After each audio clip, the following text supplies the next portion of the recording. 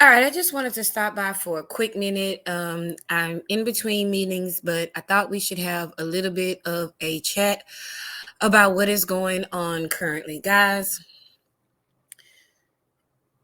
as we discussed on Saturday, we knew that this was going to get progressively worse. We knew this was going to be a problem.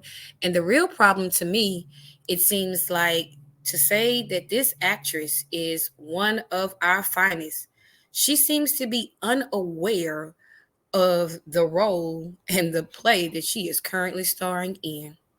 See, when you add insult to injury, what you end up with is chaos. And that is exactly what Monique has. But see, anybody who has followed Monique's career for like the last 2 decades, and anybody who has worked in the trauma space, especially with children who were abused, already knew this was already coming. Everybody could have foresaw the relationship with the Hicks. Everybody could have foresaw the relationship with her eldest son. Everybody could have foresaw the ambition. Like none of this daddy, whatever things that she is experiencing, that she is allowed to happen very publicly with all the acrimony and the insults and the going back and forth with her colleagues and her co-workers. All of that was predictable because if you know anything about people who experience childhood trauma, especially the kind that Monique experienced, you could have foresaw all of this. All of this. So when we look at how these two got together, and that's why I said she doesn't even realize what movie she's currently in. She thinks this is a comedy, and she's literally starring in a real life tragedy, a la Hamlet. And in case you don't know what happened in Hamlet, the son gets very angry after his dad is gone, and the mom marries the uncle.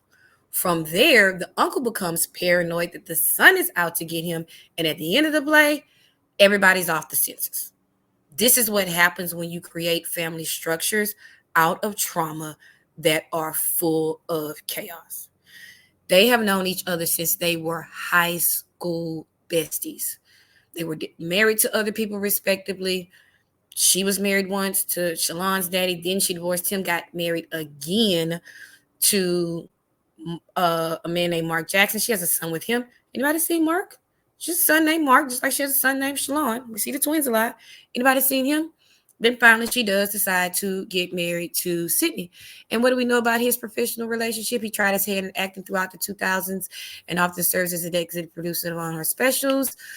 She is mostly his job is serving as her manager, as we all know. So we're going to get into this later on, but I just had to stop by and tell you all that if anybody here remembers high school literature class, they could have foresaw everything that we have seen, the trauma that that kid has experienced, the trauma she has experienced as an abused child, the relationships instability. Everyone could have foresaw this coming, and the fact that it has happened is just simply unfortunate, but it is not surprising. So as always, community, we need to be here for one another. We need to be careful about our associations and our actions. That's one of our main goals here. We are about growth, not gossip. I don't take any pleasure in the heartache that that young man has poured out. I don't take any pleasure in the misfortunes that Mo has experienced in her career and as a child and as a young woman. But I do understand that because she has not fully done the work that it takes to really heal from the level of childhood trauma that she has. Now, many of her adult relationships are very complicated and, to be honest, not healthy. So this is what happens when we add insult to injury. We end up in a chaos play a la Shakespeare and Hamlet.